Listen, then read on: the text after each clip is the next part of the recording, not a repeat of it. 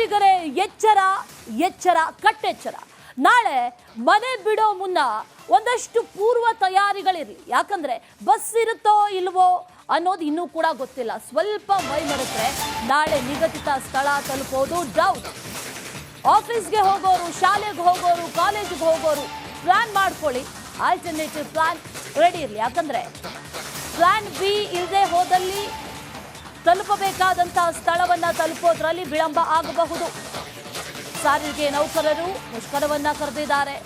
ನಾಳೆ 6,000 ಬಿಎಂಟಿಸಿ ಬಸ್ಗಳು ಬಂದ್ ಆಗಬಹುದು. ಎಂದಿನಂತೆ ನಾಳೆ ಬಿಎಂಟಿಸಿ ಸಂಚಾರ ಮಾಡುವುದು ಇನ್ನೂ ಕೂಡ ಅನಿಶ್ಚಿತ, ಇನ್ನೂ ಕೂಡ ನಿರ್ಧಾರ ಆಗಿಲ್ಲ.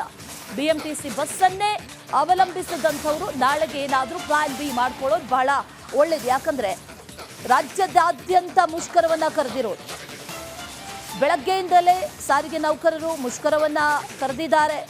ವೇತನ ಹೆಚ್ಚಳ ಮಾಡಬೇಕು, ವೇತನ ಹೆಚ್ಚಳ ಹಿಂಬಾಕಿ ಸೇರಿ ಬೇರೆ ಬೇರೆ ಬೇಡಿಕೆಗಳಿದೆ.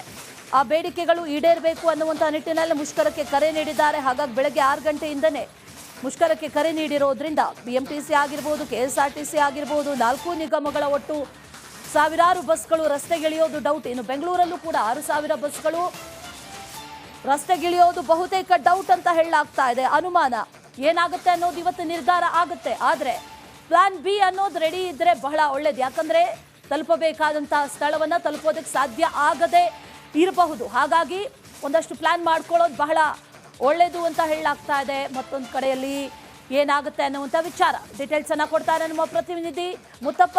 ನೇರ ಸಂಪರ್ಕದಲ್ಲಿ ಜಾಯಿನ್ ಆಗ್ತಾ ಇದ್ದಾರೆ. ಮುತ್ತಪ್ಪ, ನಾಳೆ ಮುಷ್ಕರ ಇರುತ್ತಾ ಇಲ್ವಾ ಅನ್ನುವಂಥದ್ದು ಇವತ್ತು ನಿರ್ಧಾರ ಆಗುತ್ತೆ. ಆದರೆ ನಾಳಿನ ಬಗ್ಗೆ ಒಂದಷ್ಟು ಪ್ಲಾನ್ ಮಾಡ್ಕೊಳ್ಳೋದು ಬಹಳ ಒಳ್ಳೆಯದು. ಬೆಂಗಳೂರಿಗರು ಯಾವ ರೀತಿಯಾಗಿ ಪ್ಲಾನ್ ಮಾಡ್ಕೊಳ್ಬೇಕು, ನಾಳೆ ಬಿಎಂಟಿಸಿ ಇರುತ್ತೋ ಇಲ್ವೋ ಅನ್ನುವಂಥದ್ದು ಎಷ್ಟರ ಮಟ್ಟಿಗೆ ಸಾಧ್ಯತೆಗಳಿದೆ, ಡೀಟೇಲ್ಸ್ ಅನ್ನ ಕೊಡೋದಾದ್ರೆ ಮುತ್ತಪ್ಪ.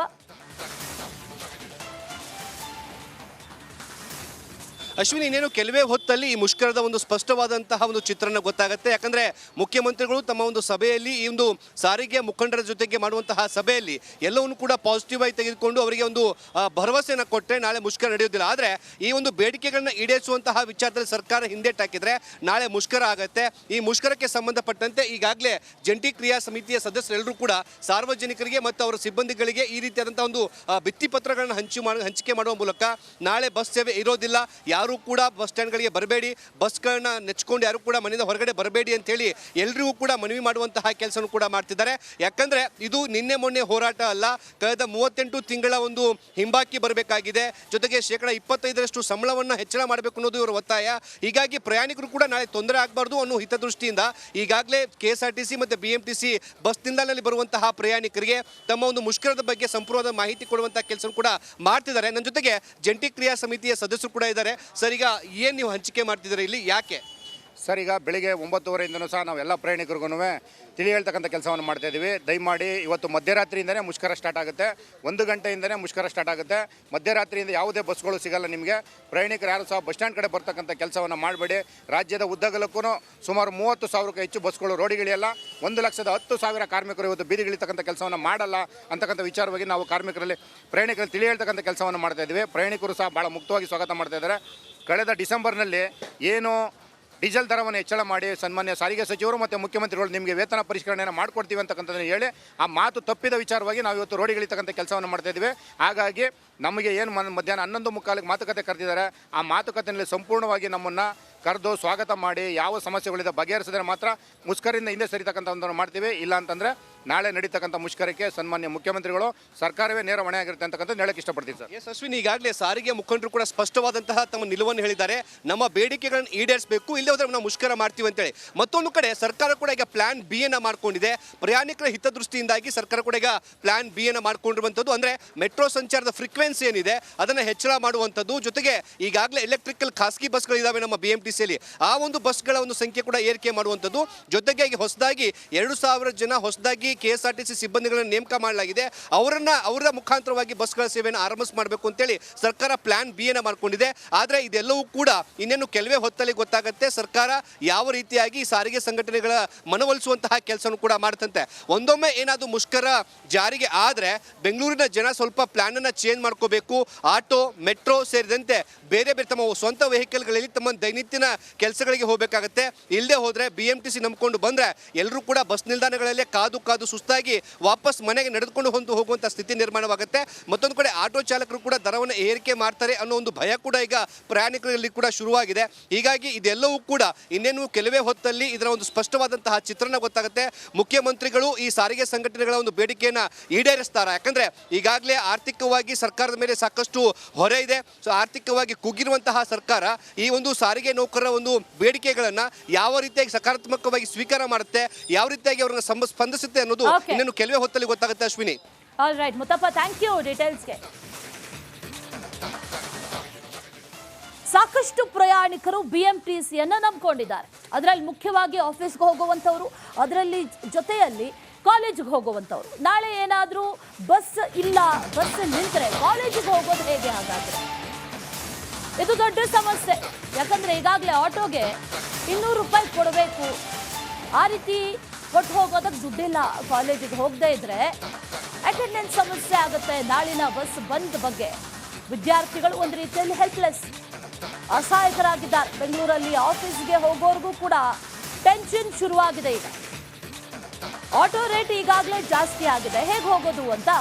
ಮುಖ್ಯಮಂತ್ರಿಗಳ ಒಂದು ಸಭೆ ಏನಾದರೂ ವಿಫಲವಾದರೆ ನಾಳೆ ರಾಜ್ಯಾದ್ಯಂತ 23,000 ಬಸ್ಗಳು ಓಡಾಟ ಆಗೋದಿಲ್ಲ.